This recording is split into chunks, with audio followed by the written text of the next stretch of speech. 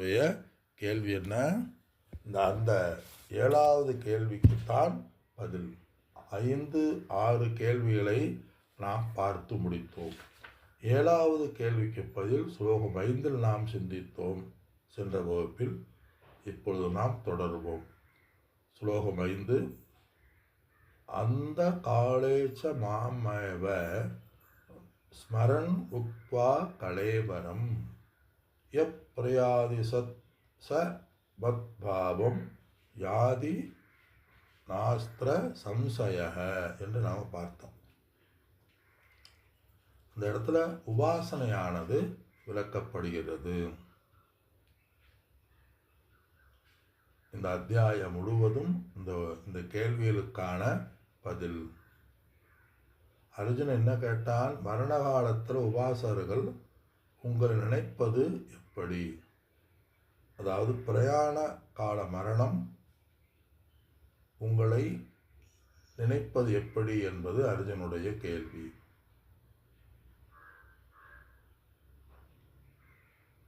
அதனால் ஞாபகப்படுத்திக் கொள்ளணும், இந்த உபாசனை என்பது மனதினால் செய்யக்கூடிய ஒரு வியாபாரம், மனதினால் செய்யக்கூடிய எண்ணங்கள் சொல்கிறார். இந்த உபாசனுடைய பலன், உபாசனைனா என்னங்கிறத நம்ம பார்க்கணும். அதாவது இறுதியில் கடைசி காலத்தில் உங்களை நினைத்து உபாசனை செய்பவர்கள் கதி என்ன ஆகும் என்பது அர்ஜுனுடைய கேள்வி. இனி ஒன்று, மரண காலத்தில் உங்களை பற்றிய நினைப்பதற்கு மனம் வருமா? ஏன்னா மனகாலத்தில் வேதனைகள் தான், கைகால் வேதனைகள் தான் அதிகமாகுமே ஒழிய, மரண காலத்தில் சில கவலைகள் தான் வருமே ஒழிய, மரண காலத்தில் நான் எப்படியாவது பிழைக்க வேண்டும் என்று தான் வருமே ஒழிய, உங்களை பற்றிய நினைப்பு எப்படி வருமா என்பது அர்ஜுனுடைய கேள்வி. ஏனெனில் நம்முடைய கலாச்சாரத்தில் கடைசியாக மரண காலத்தில், அந்திமா காலத்தில் யாராலையும் அந்திமா காலத்தை எப்படிப்பட்டவர்களாகவும் தவிர்க்க முடியாது. உலகிற்கு எதையோ மாற்றங்கள் இருக்கின்றன. உலகில் நாம் என்ன வேண்டுமானாலும், நாம் எப்படி வேண்டுமானாலும் நாம் செய்து கொள்ளலாம். ஆனால் என்னதே சயின்ஸ், என்னதே டெக்னாலஜி இம்ப்ரூவ்மெண்ட் ஆனாலும் மரணத்தை யாராலும் தடுக்க முடியாது. அதே சமயம் வயோதிகத்தையும் யாராலும் தவிர்க்க முடியாது.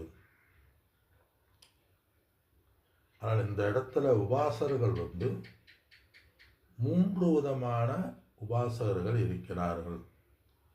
ஒரு உபாசகர்கள் இகலோக பலன், இந்த லோகத்தில் நான் நினைத்ததை அடைய வேண்டும், இந்த லோகத்தில் சுகமாக இருக்க வேண்டும் என்று உபாசனை செய்பவர்கள் சிலர் இருக்கிறார்கள்.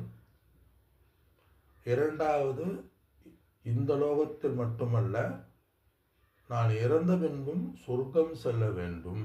அப்படி சில பேர், சில மதங்கள் இருக்குல்ல, மோட்சங்கிறது என்னன்னு சொன்னால், இறந்த பின்பு சொர்க்கம் போகிறதே மோட்சம், பகவானுடைய அருகில் சென்று பகவானுக்கு பக்கத்தில் இருந்து இருத்தல் மோட்சம் என்று சில மதங்கள் கூறுகின்றன. அந்த இறந்த பின்பும் பரலோகத்தை குறித்து போக வேண்டும் என்ற ஒரு உண்டு. அதுவும் இங்கு ஏற்றுக்கொள்ளப்படுகிறது. 3வது உபாசகர்கள் புத்தியை நன்றாக பயன்படுத்தி, அதாவது உபாசகர் என்னன்னா இறைவனை வணங்குதல், அல்லது மனதில் நம்ம நினைத்த இஷ்ட தேவதையை வணங்கி, அல்லது ஹிரண்யகர்ப்பனை வணங்கி, இந்த லோகத்தில் சில தடைகள் நீங்கி, இந்த லோகத்தில் தர்ம அர்த்த காமத்தை அடைவதற்காக வழிபடுபவர்கள் சிலர் உபாசகர்கள்.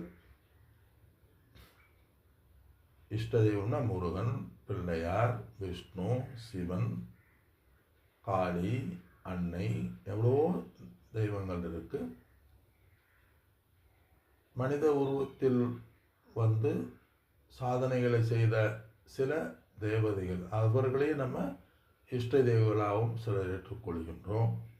ராமகிருஷ்ண பரமஹம்சர், சாரதா அன்னையார், விவேகானந்தர், ரமண மகரிஷி, இதெல்லாம் நம்ம அவங்களை நினைத்து வழிபடுகின்றோம். இப்படி நினைத்து எதற்காக? இகலோக சௌரியத்திற்காகவும் சில பேர் வழிபடுவார்கள், பரலோக சோத்திற்காகவும் உபாசனை செய்கிறார்கள்.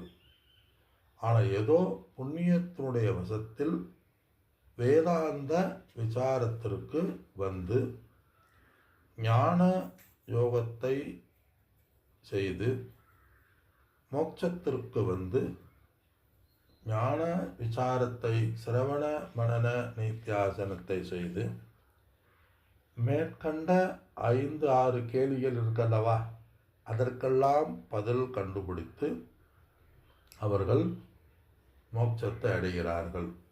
இப்போ 3வது வகை என்ன?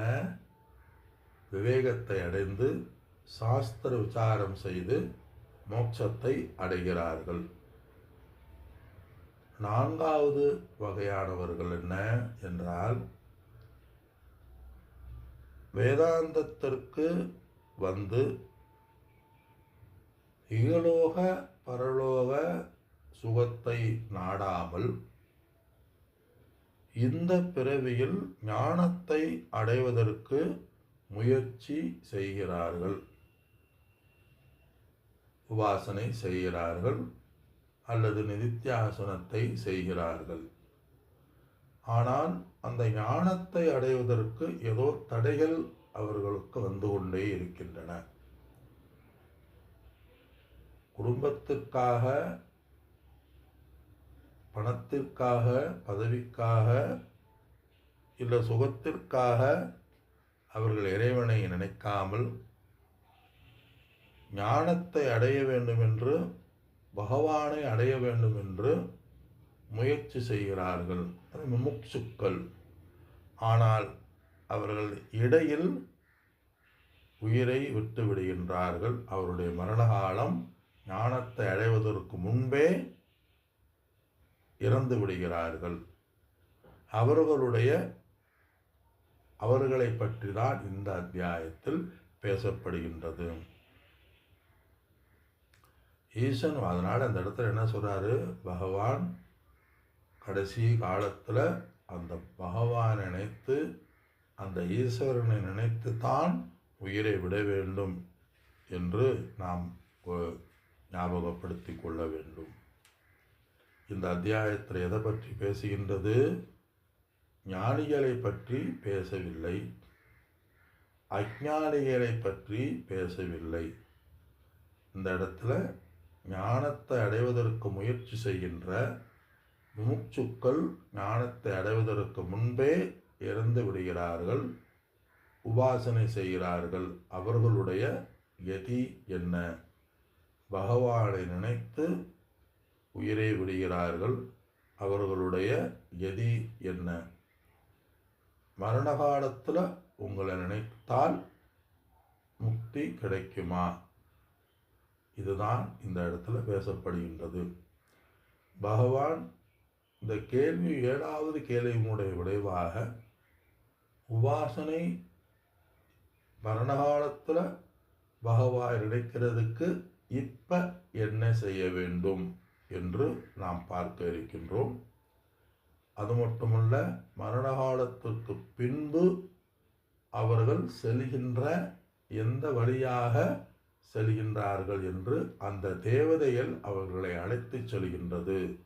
அந்த தேவதைகளை அழைத்து செல்வதனால அந்த தேவதைகளை குறித்தே எந்த மார்க்கத்தில் மரணமடைந்த பின்பு செல்கிறார்கள், யாரார் எந்த லோகம் அவர்கள் செல்கிறார்கள், அந்த லோகத்தில் இருந்து என்ன நடக்கின்றது, அடுத்த பிறவி அவர்களுக்கு எப்படி பிறக்கின்றது என்று சில உபாசனைகளை பற்றி சில கருத்துக்களானது இந்த அத்தியாயத்தில் பேசப்படுகின்றது.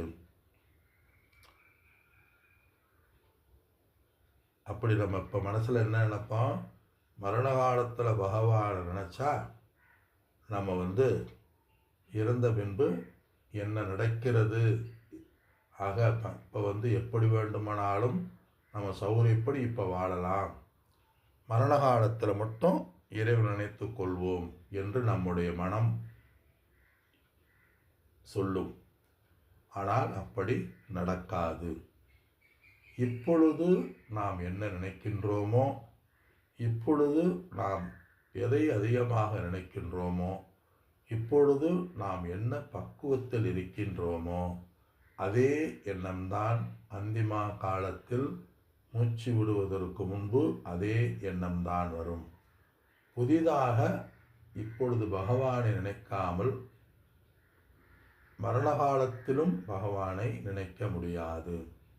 நம்ம சின்ன உதாரணம், இப்பொழுது நம்முடைய எண்ணங்கள் எப்படி, ஏற்கனவே நாம் எண்ணுகின்ற எண்ணங்கள் தான் இப்பொழுது நாம் எண்ணுகின்ற எண்ணங்கள். ஏற்கனவே நம்ம செய்த சாதனைகள் தான் இப்பொழுது நாம் எண்ணுகின்ற எண்ணங்கள். ஏற்கனவே நம்ம என்ன சாதனைகளை செய்தோமோ அதுதான் இப்பொழுதும் நமக்கு எண்ணங்களானது வருகின்றது. ஏற்கனவே என்ன உணவுகளை உண்டோமோ, ஏற்கனவே நம்ம என்ன செய்தோமோ அந்த உணவினுடைய ஒரு பலன்தான் இப்பொழுது இருக்கின்ற உடல்நிலை.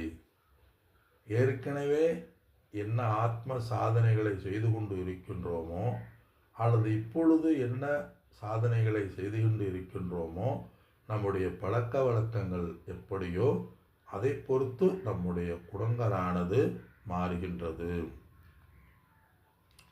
அதனால் இந்த இடத்துல அந்த காலத்தில் இறைவனை நாம் நினைக்க வேண்டும் என்றால் இந்த காலத்தில் இறைவனை நினைத்து பழக வேண்டும்.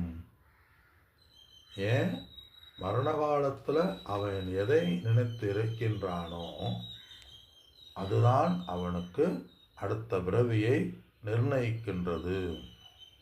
முழு வாழ்க்கையில் நாம் என்ன நினைத்து கொண்டு இருக்கின்றோமோ அதுதான் நம்முடைய மரண காலத்தில் வரும். அதுதான் நம்முடைய மனதினுடைய சுபாவம். என்ன நினைக்கின்றோமோ, எதை செய்கின்றோமோ அது நம்முடைய சுபாவமாக ஆகிவிடுகின்றது. உதாரணமாக ஒரு வாரத்தில் கேம்ப் மாதிரி வைப்பாங்க. அந்த கேம்பில் இறைவனை பற்றி நினைக்கிறது, வேதாந்த பாடங்கள் அதிகமாக கேட்பது, அதிகமான சாதனைகளை செய்வோம். அப்போ கேம்ப் முடித்து வீட்டுக்கு வந்தால் அந்த நினைப்படதே நம்ம இருப்போம். அதனாலதான் சில நேரங்களில் அந்தர்யோகம் கேம்ப்புன்னு வச்சாங்க.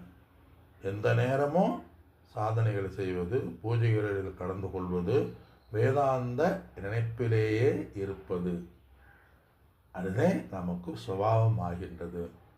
அதனால் இந்த நம்ம சத்சங்கம்ங்கிறது ஒரு பெரிய ஒரு மனப்பக்குவத்தையும் மன சுபாவத்தையும் வேதாந்த சுபாவத்தையும் நமக்கு உண்டு பண்ணக்கூடியது. ஆக அடுத்த பிறவியோ இல்லை மரண காலத்தில் நிர்ணயிப்பது இப்பொழுது நாம் என்ன நினைத்தோமோ அதுதான் என்று பகவான் கூறுகின்றார். அதனால் இப்போ நம்ம என்ன செய்யணும், பகவான் நினைப்பதற்கு ஞான கர்மத்தை நாம் முயற்சி செய்ய வேண்டும். நம்முடைய கடமைகளுடைய மத்தியில் தார்மீகமான வாழ்வையும் தெய்வ சிந்தனைகளும் நம் மனதில் இருக்க வேண்டும். இப்பொழுதுதான் இறுதியான கட்டத்தில் இறைவனை நினைக்க முடியும் என்று பல்வேறு விதமான கருத்துக்களை பகவான் கூற இருக்கின்றார். நம்ம அதை அடுத்த வகுப்பில் சிந்திப்போம். அனைவருக்கும் என்னுடைய வணக்கங்கள். ராமானந்த மகாராஜுக்கு என்னுடைய நமஸ்காரம். ஹரிபோம்.